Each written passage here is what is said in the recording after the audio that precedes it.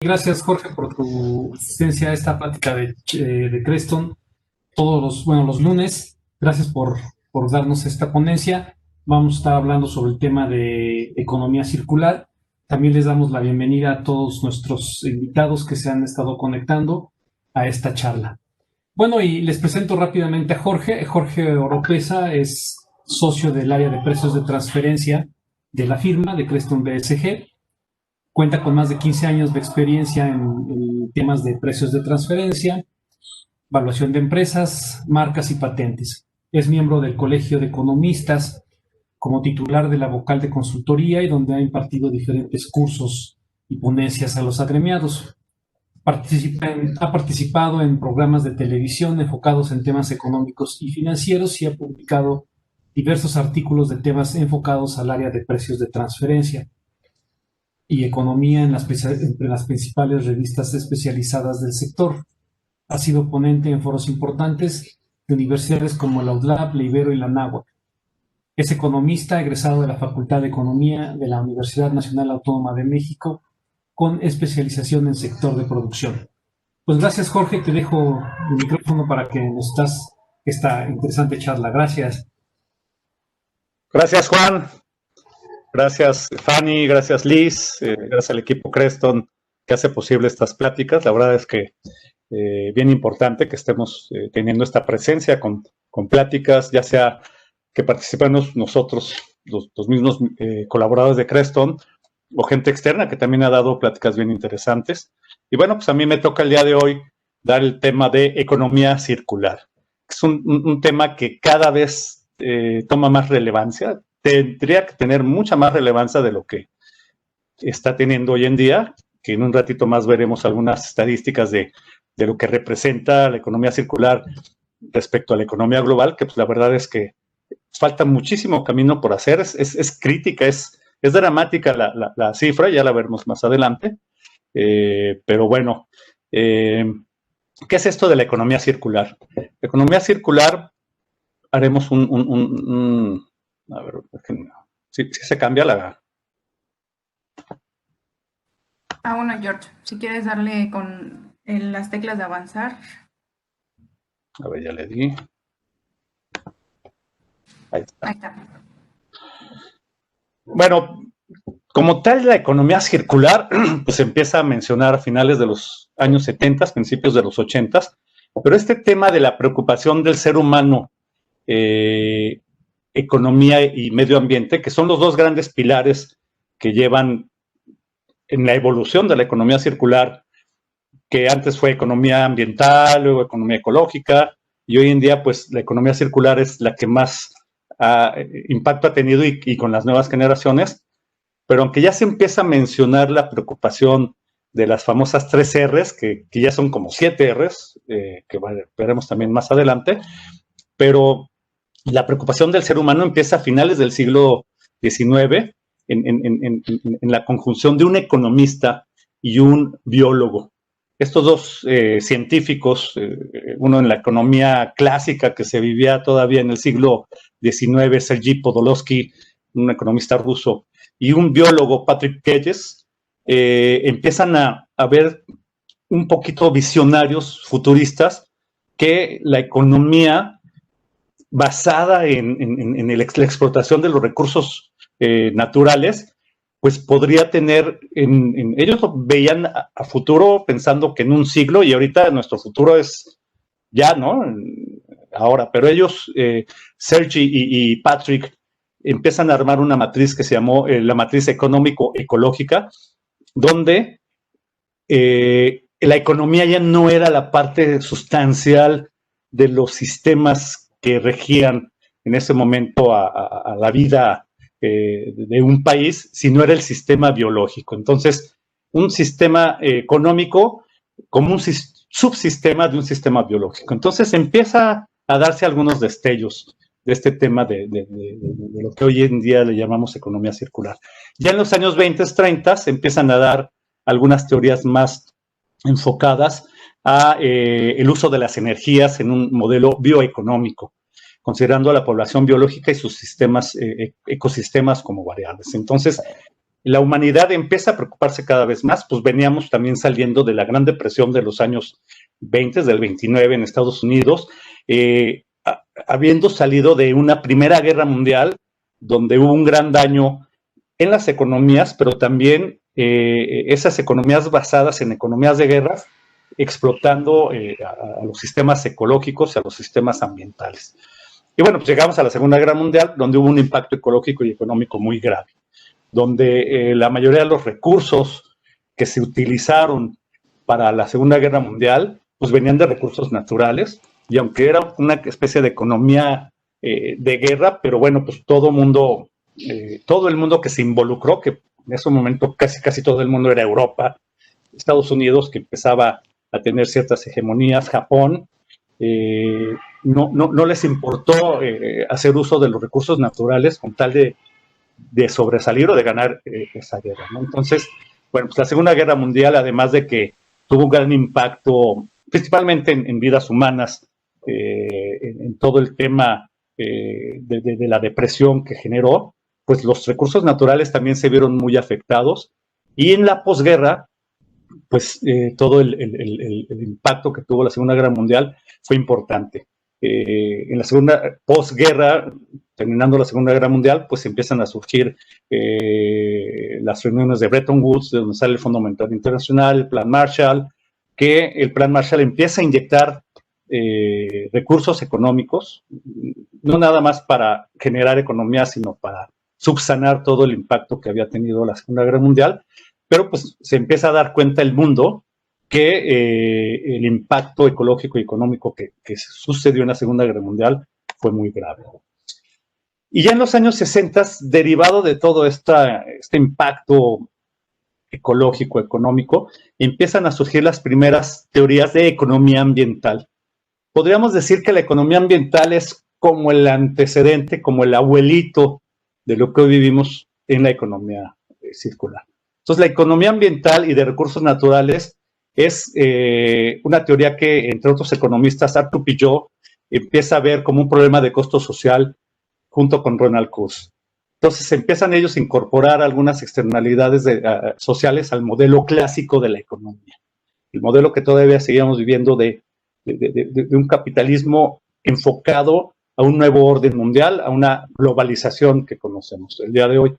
Pero entonces ellos no nada más veían la globalización como la unión de todos los países para empezar a intercambiar mercancías, para empezar a intercambiar información, para empezar a intercambiar mano de obra, sino también lo empezaban a ver como un problema conjunto en el que todos los países, todo el mundo viendo nueva globalización o la globalización que estábamos viviendo, este nuevo orden mundial, pues tenía que también basarse en lo que estaba pasando con el medio ambiente. Entonces, empiezan los mandatarios, los que decidían todas estas grandes políticas económicas, a verlo no nada más como un tema de recuperar la industria que había sido dañada después de la Segunda Guerra Mundial, de recuperar el intercambio comercial que se había interrumpido, sino también en un problema, una preocupación de la parte ambiental y de la parte de los recursos naturales. Y es en el 66 cuando Kenneth Boulding escribió un libro que impacta en lo que fue todo este tema de la economía ambiental, un libro que se llama La economía futura de la Tierra como un navío espacial, donde él dice que definitivamente la noción de vivir en un planeta con recursos infinitos es imposible. En ese entonces todavía la visión se veía, se palpaba como un planeta en el que los recursos eran infinitos. O sea, nunca nos vamos a acabar los recursos naturales porque pues, todavía vivíamos en el auge de recursos naturales. O sea, todavía estábamos muy en el tema de que los bosques iban a ser perpetuos, de que los mares, las aguas limpias iban a ser pues, permanentes. Pero él en su teoría de su libro de la economía futura de la Tierra como un navío espacial dice, no es cierto. La Tierra se va a acabar. Y más adelante lo veremos, pero hoy en día si todos demandáramos recursos naturales, si todos ahorita saliéramos a demandar recursos naturales, a salir a las aguas, a los mares, a pescar, a los bosques, al medio ambiente en general, necesitaríamos 1.7 planetas Tierra para satisfacer la demanda que necesitaría la humanidad hoy en día si todos saliéramos a hacer ese reclamo a la naturaleza. Entonces, bueno, en 66, a través del el libro de Baldwin, se empieza a crear también cierta conciencia. Y a partir de ahí, bueno, pues empieza a haber también otros científicos no solo de la economía, porque esto de la economía circular, aunque puede ir muy enfocado hacia la economía, pero como lo decíamos al principio, son dos grandes pilares. El tema del sistema económico y el tema del sistema ambiental. Entonces, no solo son los economistas los que se están encargando de ver qué va a pasar con todas estas teorías, sino tenemos que ir de la mano con biólogos, con químicos, con físicos, una cuestión totalmente interdisciplinaria, que es lo que nos va a llevar. Entonces, en el 77, Herman Delitzsch construye un marco teórico para la economía ecológica. Él plantea el objetivo económico de un estado estacionario en términos de riqueza, población, recursos naturales y residuos. Por primera vez se empieza a hablar de residuos, no nada más de la generación de riqueza de una economía, no nada más de los crecimientos de la población y no nada más de los recursos naturales que contamos, sino de los residuos. Él empieza a manejar la teoría de que los residuos tienen que ser reutilizables y no solo basura que se entierra o se lleva en un contenedor de basura, sino empieza a hablar de los residuos para contribuir a la producción de las materias primas, de los servicios, de los productos que necesitamos hasta el consumo humano. Entonces, Delitzsch propone que el desarrollo sostenible puede darse sin un crecimiento económico grande si utilizamos los residuos. Y entonces se empieza a manejar eso, ¿no? Que también más adelante, en las 3 R's que ya se convirtieron en 7, hay uno de los puntos principales, para mí es la principal R, que es el repensar. Pero bueno, ya lo desarrollaremos más adelante. Entonces, en el 77 se empieza a hablar de este término del uso de los residuos. Y en el 80, David Pearce, que es un gran economista también inglés, que, bueno, no viene aquí en la lámina, pero en el 77 escribe el libro ya clavado que se llama Economía Ambiental. Y en el 80, David Pearce y Mike Turner describen la interacción que debe de haber en el medio ambiente y la economía. Entonces, empiezan a utilizar el término de economía circular, que también más adelante lo vamos a ir describiendo.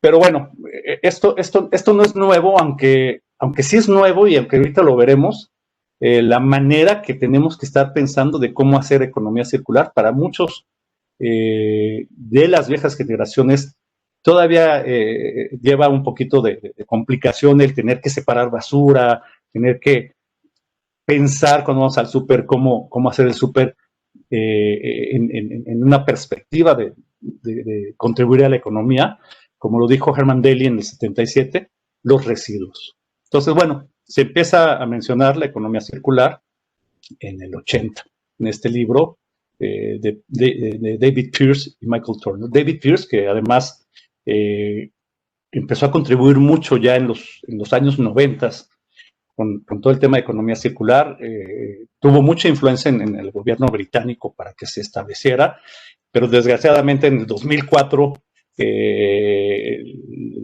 encuentran un tema de cáncer pulmonar y a la semana muere cuando tenía en puerta y en desarrollo muchas de las cosas que estaba llevando. Pero bueno, si pueden leer en algún momento a David Pearce, sería muy interesante, y sobre todo ese libro que saca en el 76 de Economía Ambiental. Bueno, seguimos con la evolución para no hacer tan extensa esta parte de los antecedentes. Y en el 89 pues, se empieza a publicar, se publica el primer número de Ecological Economist, donde ya un grupo de economistas empiezan a mostrarlo ya como una preocupación. Ya en el 89, finales de los 80s, retomando, iniciando en forma conjunta un debate entre diferentes tendencias y los antiguos y nuevos estudios sobre el tema. O sea, todavía no tenía el mundo una visión muy clara de lo que estaba sucediendo respecto a los recursos naturales, pero ya se empezaban a hacer publicaciones y esfuerzos importantes sobre el tema de la economía ecológica.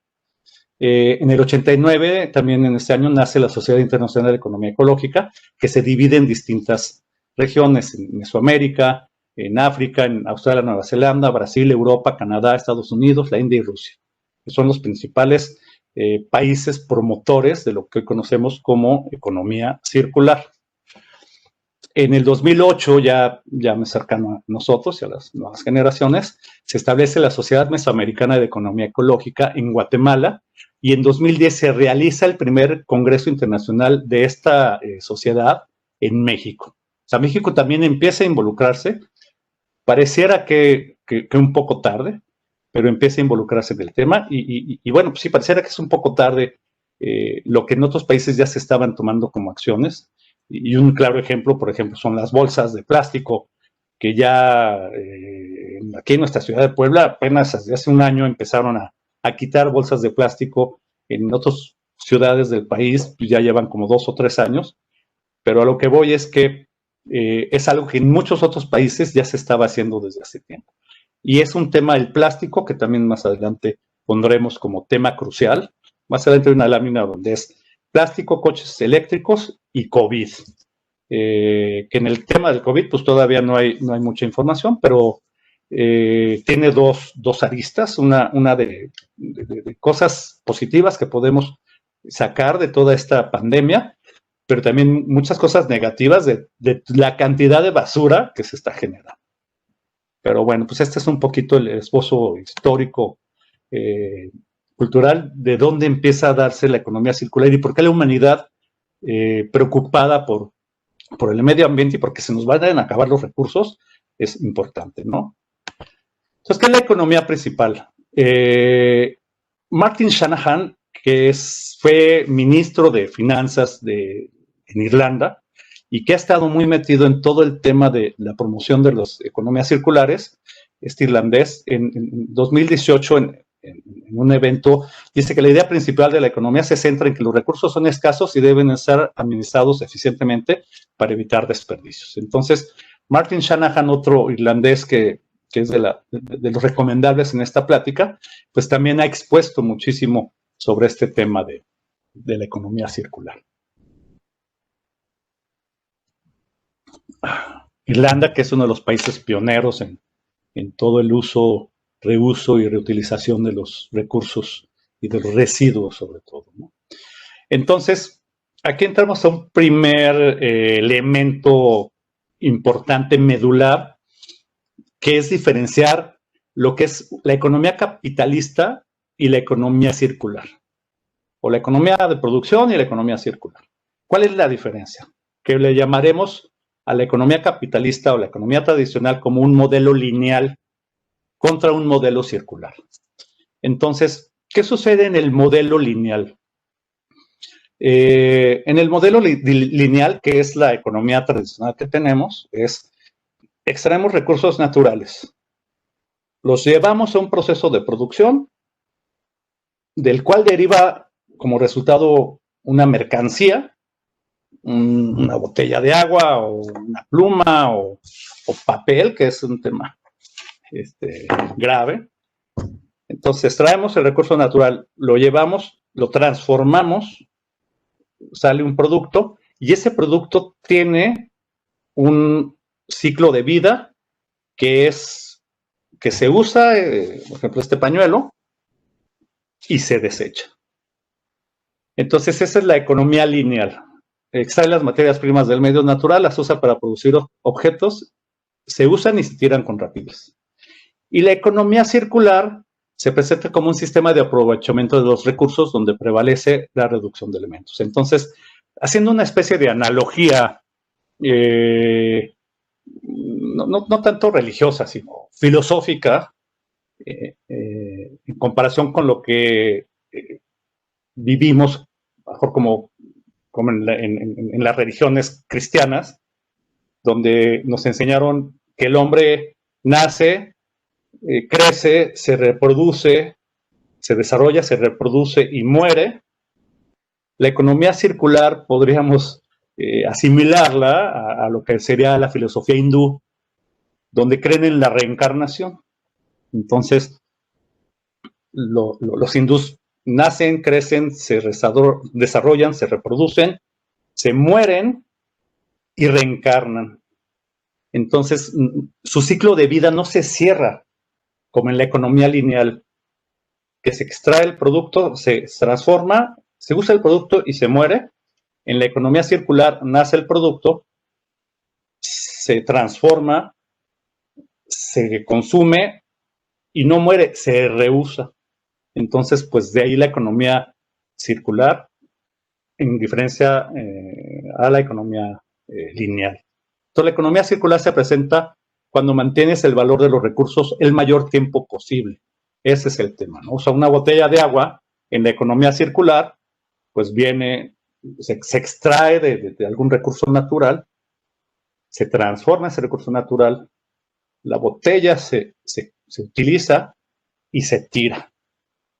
En la economía circular se extrae, se utiliza y no se tira, se reusa. Entonces, bueno, pues uno de los principales puntos de la economía circular es no cerrar el ciclo de vida del producto de inmediato, que es la meta a conseguir. O sea, no lo tires para que ya se vaya a un depósito de basura, sino hay que reusarlo.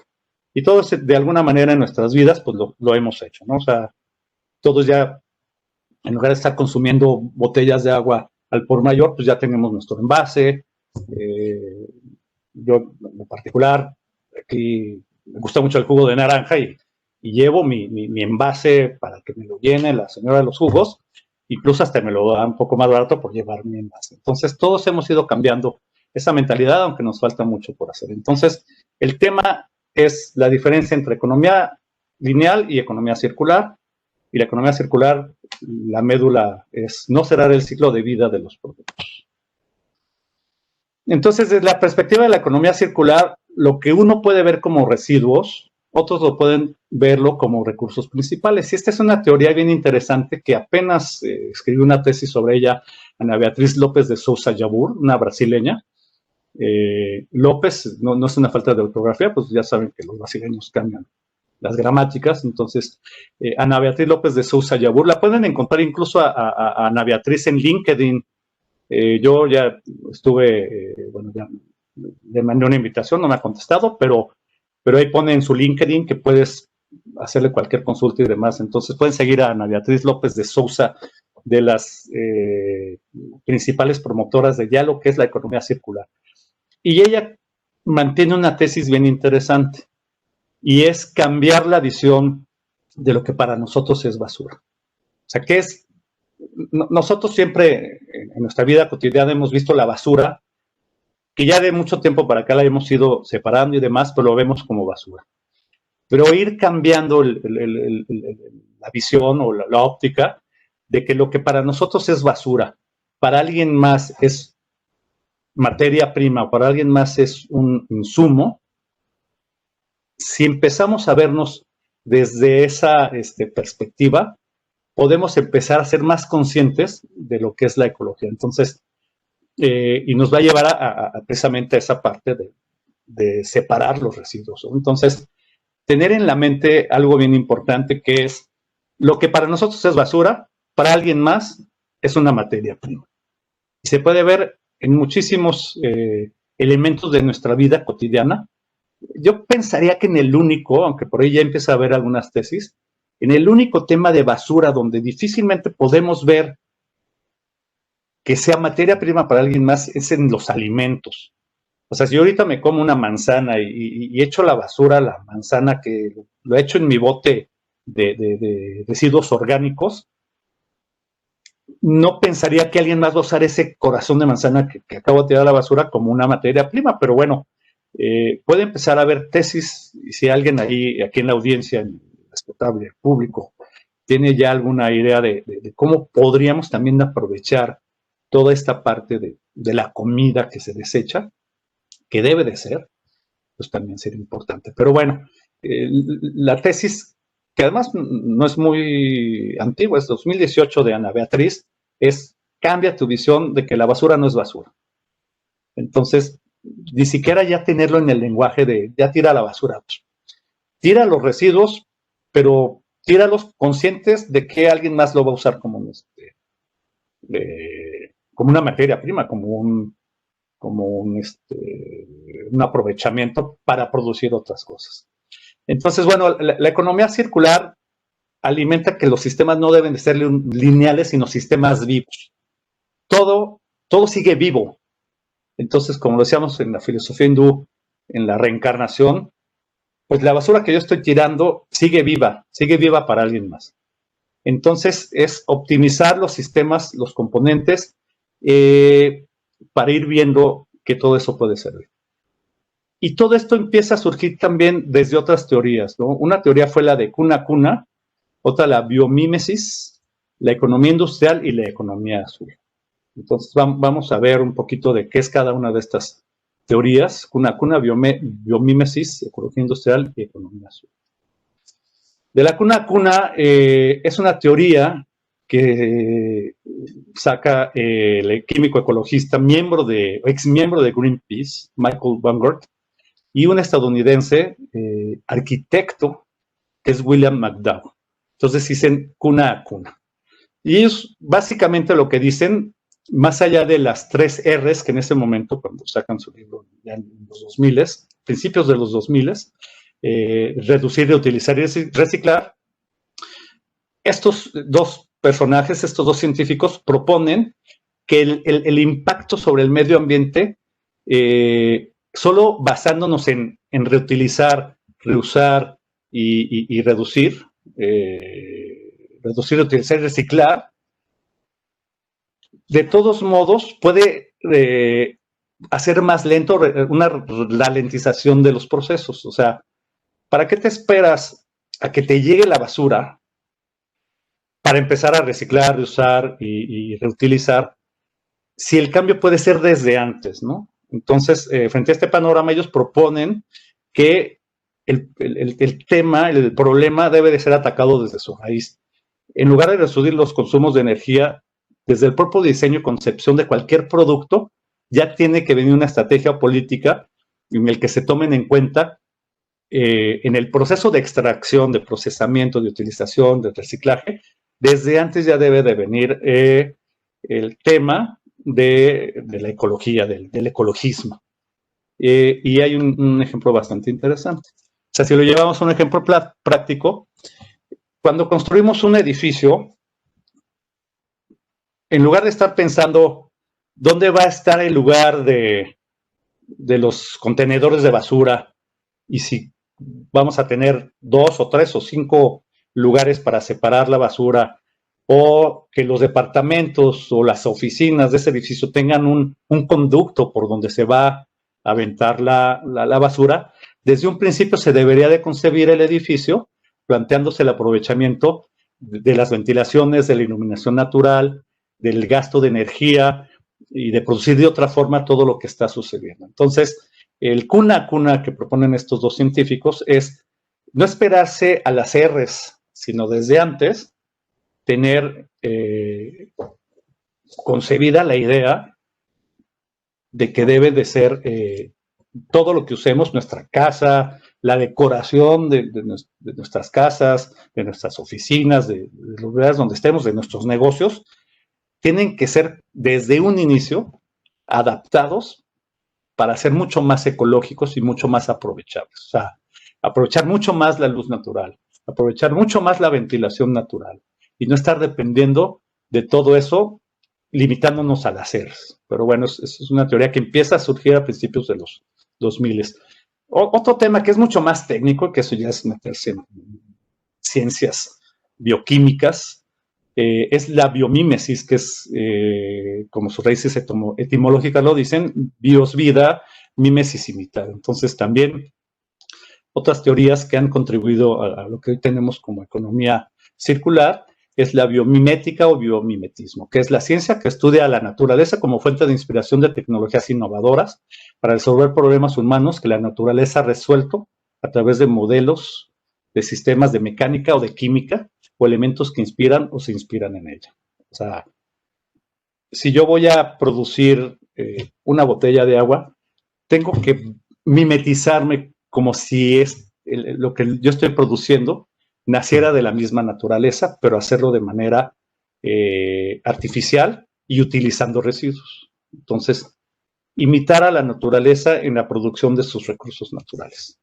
Entonces, la biomímesis, como dice ahí, esto es utilizado, de los términos más utilizados en la literatura científica e ingeniería, para aquellos que quieran meterse más a esto de economía circular, pues la biomímesis es una de las teorías y de los conceptos más utilizados en esta parte de principios biológicos. Como decíamos en un principio y como lo hacíamos referencia en aquellos dos científicos a finales del siglo XIX, era un economista y un biólogo.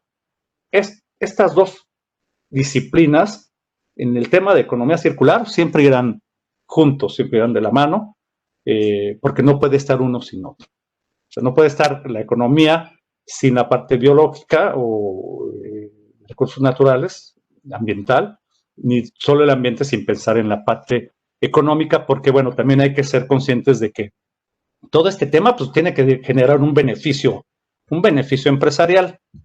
O sea, yo en mi empresa podría ser el más bondadoso y haciendo todo este tema de economía circular, pero siempre pues también pensando en que mi negocio tiene que generar un rendimiento, un beneficio económico.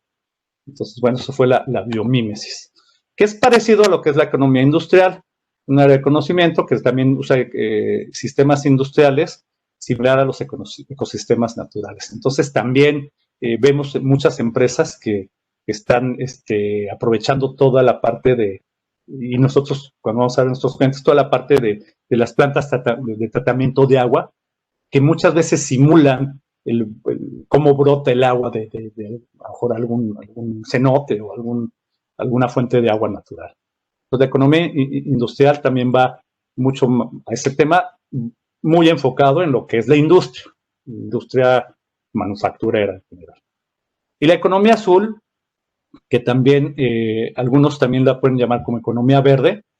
La economía azul en un principio se refería al aprovechamiento total de lo que es azul en nuestro planeta Tierra. ¿Qué es azul? El agua. El agua ya sea en ríos, en lagos, en mares.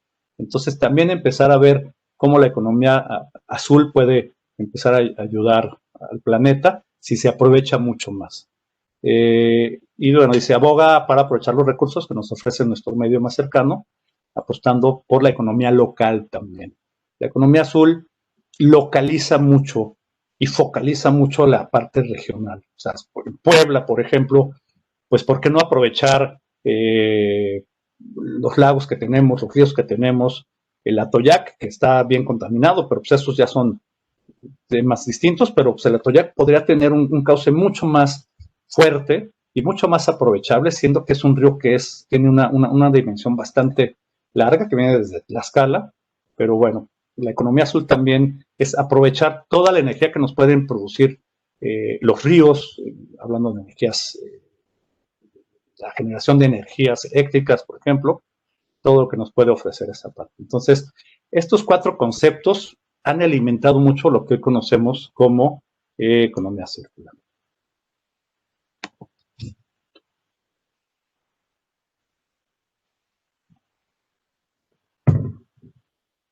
Y bueno, pues hasta el final hay preguntas, ¿verdad? Dudas. Principios de la economía circular. En los principios voy a empezar con esta parte que es economía circular contra economía global. Y para todos aquellos interesados en entrar mucho más a detalle en todo el tema de la economía circular, hay una asociación, una empresa que se llama Circle Economy y que año con año, desde hace 4 años, emite un reporte que se llama The Circularity Gap Report. Ya salió el del 2020 y por ahí se ve una frase que no sé si se alcanza a ver, dice, when circularity goes from bad to worse, cuando la circulación, refiriéndose a la economía circular, va de mal a peor, the power of countries to change the game. ¿Qué es lo que nos está mandando el mensaje o esta frase o el eslogan de la empresa Circular Economy? Es que si ves que la economía circular va de mal a peor, el país donde se está generando tiene que cambiar las reglas del juego. Y hay que seguir cambiando las reglas del juego para que se dé esto. Y basado en esta cifra del reporte de Security Gap Report, es crítica y se las decía desde un principio. En 2017 la economía circular, o sea, toda esta economía que todos estamos contribuyendo de alguna manera a separar la basura, a reusar, a reutilizar, a recomponer, solo en 2017 representó el 9.2% de la economía global. Muy poco. Pero lo grave y lo crítico es que en 2019, que viene esa cifra en este reporte que les acabo de enviar, bueno, de mostrar, la economía circular representó el 8.6% de la economía global. O sea, más allá de que la economía circular vaya ganándole terreno a la economía global, a la economía lineal, de usar recursos naturales y que mueran en una línea de vida, ha caído del 9.2 al 8.6. Entonces, la verdad es que sí es grave, todavía nos falta mucho por hacer. No encontré cifras de lo que está haciendo México, en cuánto representa México. Por ahí había una especie de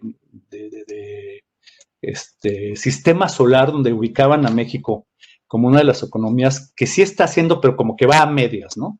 Pero bueno, el tema es que hablando de economía global sobre economía circular, pues todavía nos falta muchísimo, muchísimo que hacer. Pero bueno, ya entramos a las 7 R's, que antes eran 3, pero bueno, pues cada vez va siendo, ahora son 7 y creo que tendrían que ser 50 R's para ir cambiando la manera de hacer las cosas. Y para mí la principal, más allá de reutilizar, reusar, recomponer, es repensar. Yo creo que ahí es el meollo del asunto y no es otra cosa más que cambiar el chip que tenemos de nuestra manera de vivir la vida, de vivir nuestra vida diaria, valga la redundancia, y de cómo hacer las cosas. Entonces, repensar es lo primero que tenemos que hacer. Cuando vamos al súper, por ejemplo, es cambiar el chip y decir, ¿qué voy a comprar? Y de lo que yo voy a comprar, que para mí, después de que lo use, va a ser basura, que ya no es basura, es residuo, repensar cómo lo que yo estoy consumiendo va a ser materia prima o va a ser insumo para alguien más que le dé continuidad a la vida de lo que yo estoy comprando. Entonces, repensar en la manera en la que estamos comprando las cosas, pensando que van a tener una vida más allá de la vida que nosotros le demos.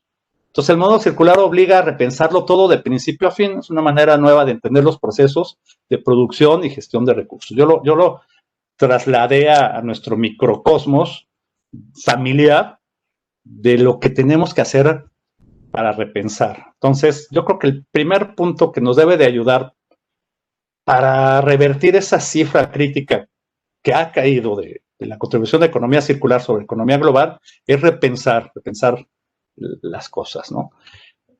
Otra de las áreas es rediseñar. Entonces, bueno, pues cómo ampliar la vida útil de nuestros, de los productos que tenemos en casa, ¿no? Entonces, pues todo el mundo hemos rediseñado algo, ¿no?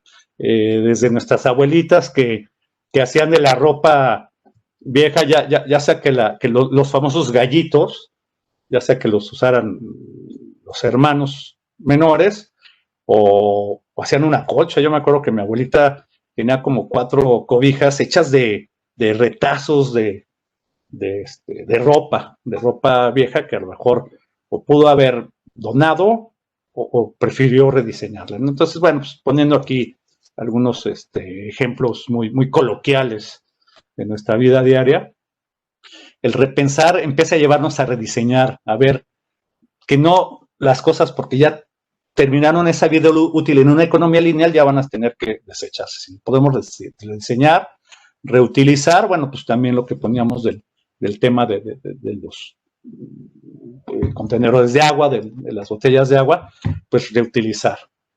Vuelvo al tema de los jugos.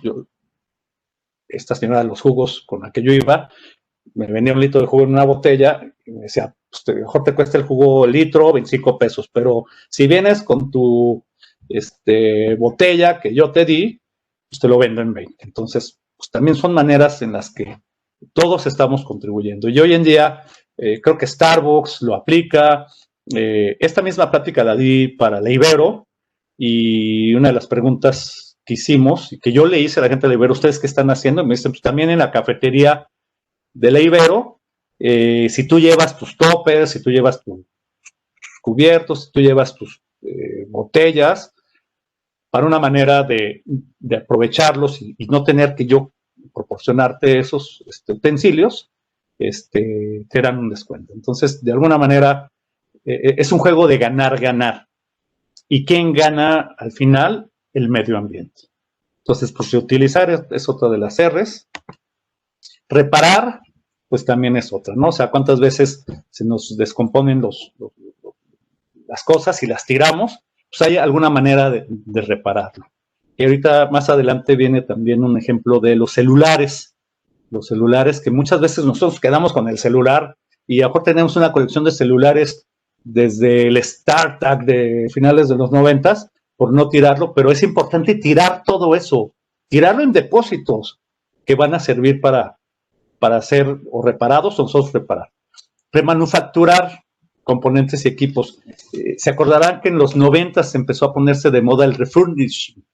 Entonces, y todavía sigue, ¿no? Y todavía vas a Costco, a Sam's Club o a Walmart, donde sea, y te dice, este producto es refurnished. Pero en los 90 se impactó mucho y tú comprabas una, o sea, todavía estaban las videocaseteras o un DVD player o un CD, más bien un CD player, y traía una etiqueta que era el refurnished. Entonces, el remanufacturar, pues también ha contribuido mucho a que toda esa basura, sobre todo manufacturera, de equipos electrónicos, y que en México se instalaron muchas maquiladoras en la frontera norte que hacían el famoso refurnished, pues seguir promoviendo esa parte, ¿no? O sea, toda la basura electrónica y demás también es muy contaminante. Reciclar, pues también es uno de los pilares fundamentales de la economía circular. Todos los residuos se reciclan y es el tema de que para mí la basura no debo de verla como una basura, sino como una materia prima o un insumo para alguien más y que le va a seguir dando vida a ese residuo. Recuperar, o sea, recoger materiales usados para volverlos a emplear. El recuperar, por ejemplo, y ya más adelante, que por ahí anda Liz García, nuestra gerente de recursos humanos, nos platicará qué está haciendo Creston, pero pues, un claro ejemplo de recuperar son las hojas reciclables, que ya también cada vez menos imprimimos papel, pero el recuperar es usar una hoja reciclable que nos ha ayudado muchísimo, tanto en la economía particular de nuestra firma, como en la ecología, ¿no? O sea, gracias al recuperar la parte de no tirar una hoja que ya imprimiste, sino recuperarla y hacerla una hoja reciclable, nos ha ayudado a contribuir en algo. Y bueno, pues esas fueron las 7 R's. ¿Cómo me regreso? Ahí está: repensar, rediseñar, reutilizar, reparar, remanufacturar, reciclar y recuperar. Todo en el tema de repensar. Aquí hay unas cifras interesantes, son del 2014, parece que tampoco hay cifras muy actuales, de la Dirección General de Medio Ambiente de la Comisión Europea, que dice que si se cumplieran las políticas que la Unión Europea ha establecido para promover a la economía circular, ahorita habría 600,000 millones de euros ahorrados si se cumplieran esas legislaciones. Habría 600,000 puestos de trabajo disponibles en la gestión de residuos. También, o sea, vean cómo va llevando ambiente y economía. Un 45-22 son los porcentajes de ahorro en una economía circular. 45% de materiales se habrían ahorrado, 20% en mano de obra y 2% en energía. A lo mejor ese 2% de energía tendría que ser mayor, ¿no? Cada nuevo día hay 200,000 nuevos habitantes en el mundo. Entonces, como decía hace rato, si Si ahorita todos estos habitantes que estamos en el mundo saliéramos a demandar un recurso natural, necesitaríamos 1.7 planetas Tierra para lograrlo. 20-80-75, esta es una estadística interesante. El 20% de la población consume el 80% de los recursos y genera el 75% de la contaminación mundial. Entonces es una proporción, como lo dice ahí el dato, injusta e insostenible, que nos hace pensar que pues este planeta Tierra que tanto queremos, pues va a estar complicado en unos años, ¿no? 500 kilos de residuos municipales se generan per cápita al año en la Unión Europea, 180 kilos de alimentos tirados per cápita al año en la Unión Europea, que seguramente es similar a lo que vivimos aquí en México, ¿no? Y puse nada más plástico y vehículos eléctricos, y me faltó ahí COVID. Plástico es el tema más crucial del tema ambiental.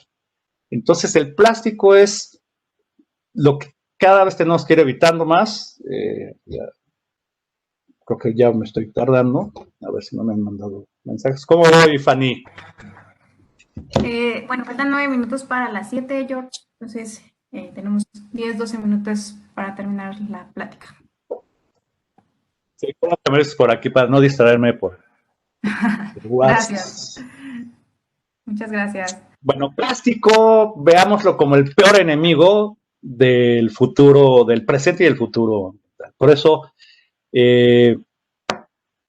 todas las campañas que se están haciendo, hace 3 años todavía, cuando uno iba al súper, le molestaba si no le daban una bolsa de plástico. Hoy creo que sí hemos logrado hacer ese repensamiento y ya molesta cuando vas a un súper y todavía dan bolsas de plástico. Entonces han sido cambios culturales bien importantes. Que puede haber un punto preocupante con lo del COVID, como lo decía al principio. El COVID nos está enseñando muchísimas cosas, ¿no? Toda esta cuarentena nos está enseñando muchísimas cosas y estamos cambiando ya la visión del home office y la manera de cómo convivir con los demás y tal. Pero imagínense la cantidad de basura que está generando. Un cubrebocas simplemente, o sea, mucho tiempo fue el tema de los pañales desechables y el pañal desechable era lo peor y biodegradables en 100 años y los popotes, pero hoy en día no se puede reciclar un tapabocas, no se puede reciclar, ni unos guantes de látex, que mucha gente también estamos usando, muchas cosas que se están consumiendo hoy en día no se pueden reciclar. Mucho plástico que se está usando. Yo el otro día que recogí mi coche en el taller, venía todo forrado, los asientos y el volante de plástico. Entonces, es un tema que, no sé, después de que pase toda esta pandemia, la cantidad de toneladas, miles, millones de toneladas de basura que no teníamos y que se están generando, ¿no? No sé si estos N95, que todos hemos usado, yo siento que un poco el material es como el de un pañal desechable, entonces no me quiero imaginar ese tema. Algo tendremos que hacer y tendremos que seguir repensando y seguir aplicando mucho más las R's para hacerle frente a toda la basura que se va a generar con esta pandemia. Y los vehículos eléctricos que, bueno, pues sí se ve como la gran alternativa del vehículo de aprovechar energía, pero pues también van a generar una contaminación adicional, ¿no? Avances y ejemplos. Bueno, rápidamente para que Liz nos platique qué está haciendo Creston.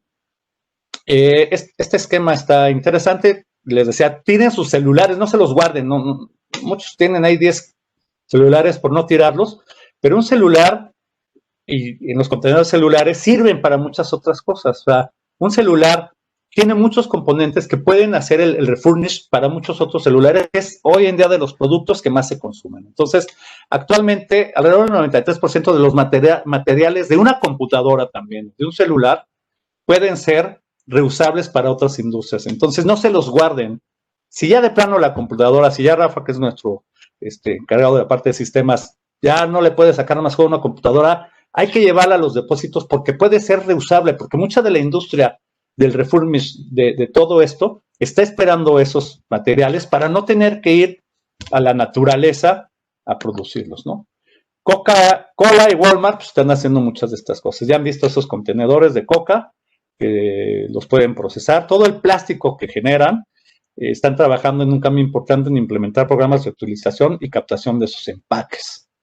Entonces, todo esto está usándose mucho de estas teorías las lleva esta Lise Magnier-Dominique Scrie, que es una francesa que en 2015 también sacó esa teoría enfocada a las empresas para que reutilicen y reciclen todos sus componentes. Danone también, Danone tiene un plan que para el 2025 todos sus envases sean 100% reciclables y reutilizables. Entonces las empresas ahí van avanzando. Y bueno, hablando de empresas y de lo que están haciendo las empresas, aquí vienen las acciones, en particular está haciendo nuestra firma en el tema de economía circular. Y bueno, si quieres, Liz, platicarnos. Muchas gracias, Jorge. ¿Me escuchan? Sí. Muy bien, buenas tardes a todos. Gracias.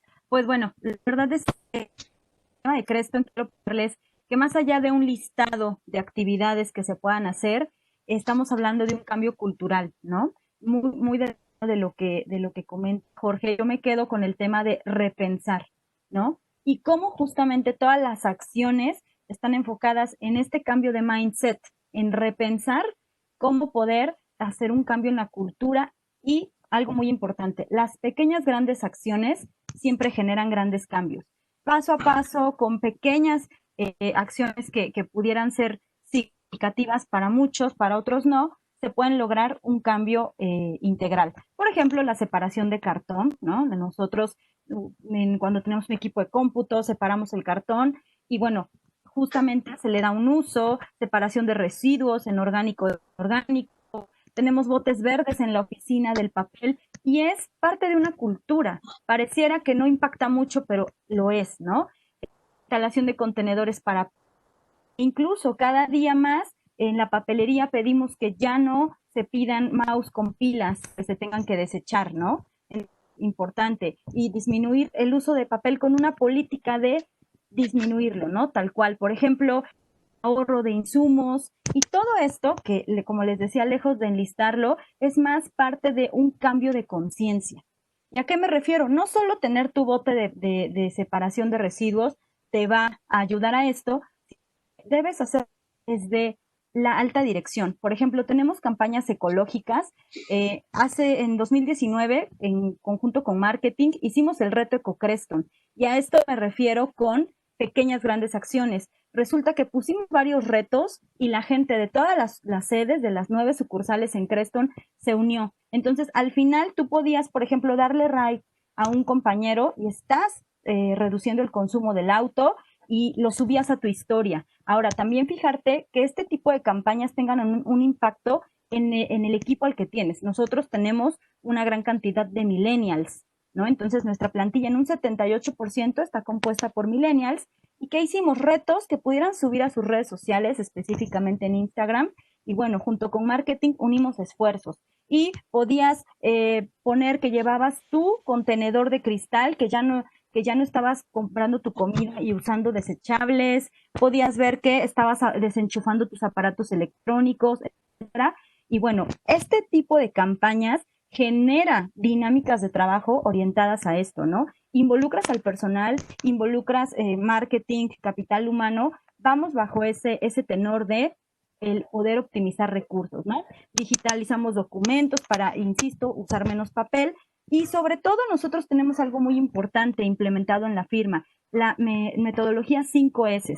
La metodología 5S para nosotros, en muchas compañías sé que se usa de una forma un poco más coercitiva, ¿no? No puedes tener muchas cosas en la mesa, pero lejos de nosotros verlo así, lo vimos como una metodología para ser más eficientes usando menos recursos. Y esto, bueno, es el alma de lo que nos acaba de platicar Jorge en esta interesante plática, ¿no? Esto basarnos en ser organizados, en acumular lo menos posible. Recuerdo el día de la implementación de 5S, no sé si recuerdas, Jorge, que tienes que sacar una zona roja con todo aquello que tú ya no ocupas, pero no lo tiramos. Eso es lo más interesante de esto, no lo tiramos. Vimos entonces, les voy a poner este ejemplo que resulta muy interesante, que había material de papelería que nos ahorramos por comprar 3 meses sin comprar papelería.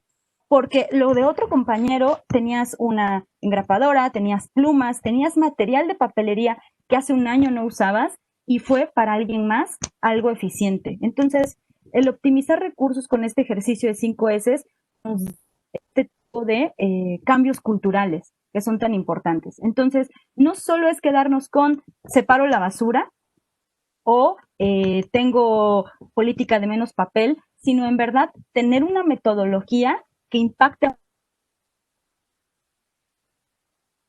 el tener clasificada nuestra información, el tenerla ordenada, el tener limpieza en nuestro lugar de trabajo, el estandarizar este tipo de procesos, pero sobre todo el disciplinarnos a vivir con esta metodología no como un castigo, sino como parte de eficientar recursos, pues bueno, nos ha dado muchos beneficios, ¿no? Y es parte de nuestra cultura, es parte de nuestro know-how incluso, ¿no?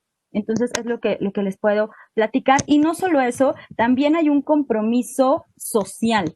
Nosotros, por mencionarles, somos una empresa certificada como Great Place to Work, que bueno, eso es tema de otra charla, pero Great Place to Work al final del día tiene una premisa importante con el entorno social. ¿Cómo como empresa le devuelves al entorno social algo de lo que tienes? Y lo decía Jorge hace un momento, ¿no?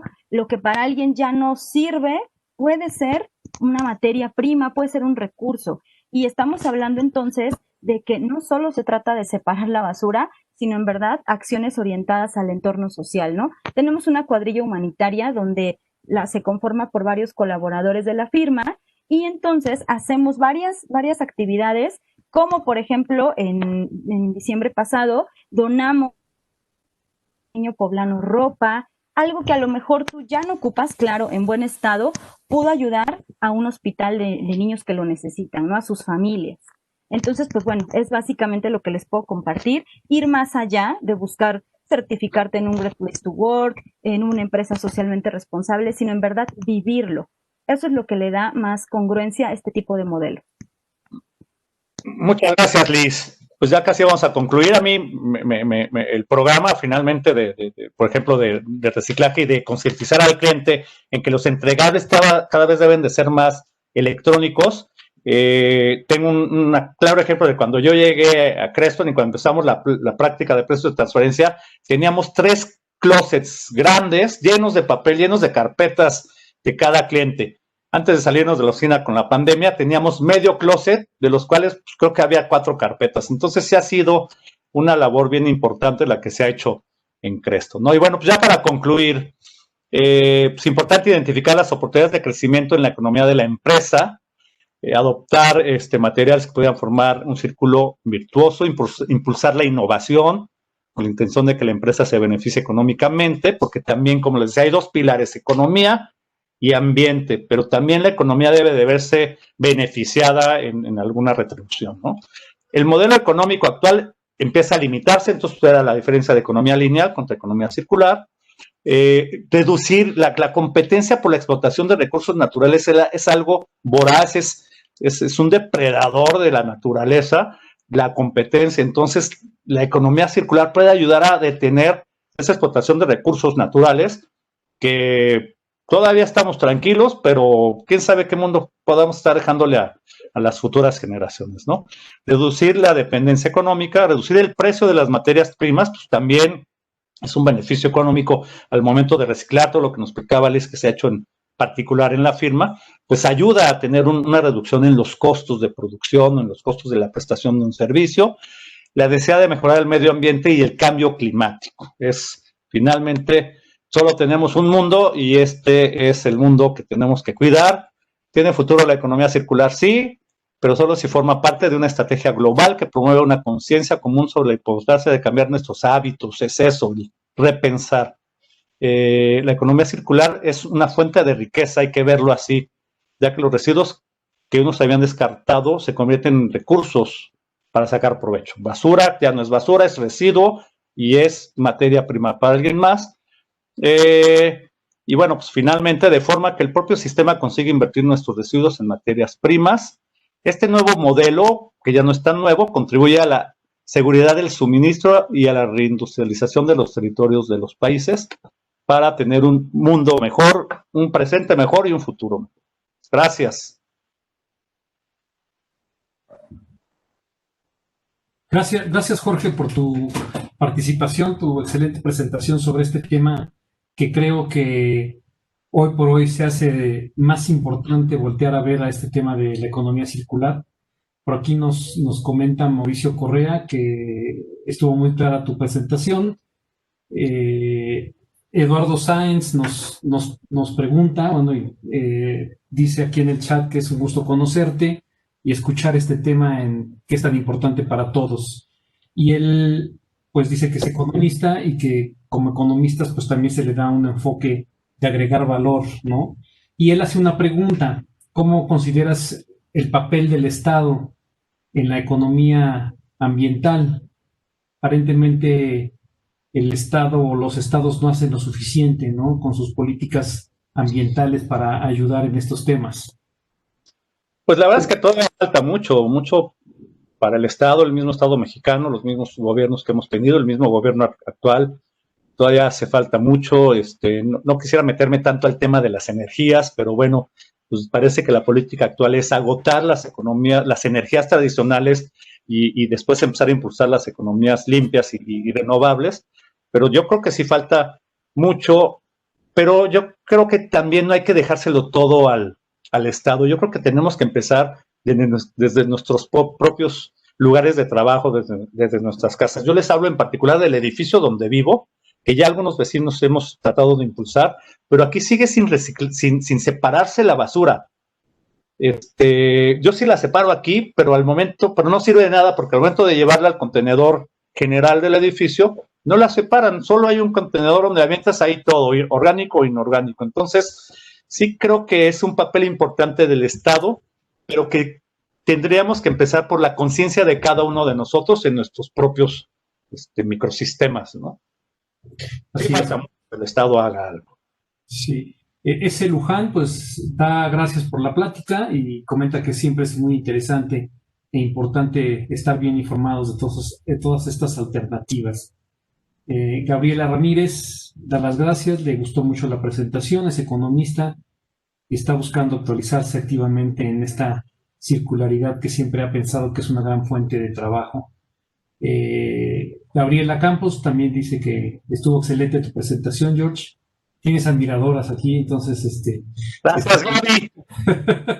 No, pues ya no hay más preguntas. Yo creo que es un tema que da para mucho.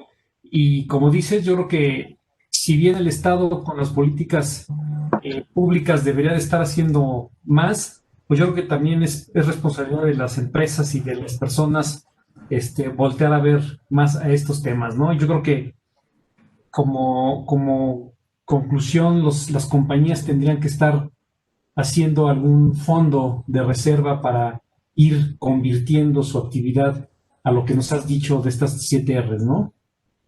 Claro, yo creo que la palabra clave con la que yo me quedo es repensar. Así es. Ahí radica. Así es. En tu vida cotidiana, todo lo que hagas que vaya derivado a tu consumo es repensar que ese consumo que haces tiene que ser para beneficio de otras industrias y para beneficio de la ecología.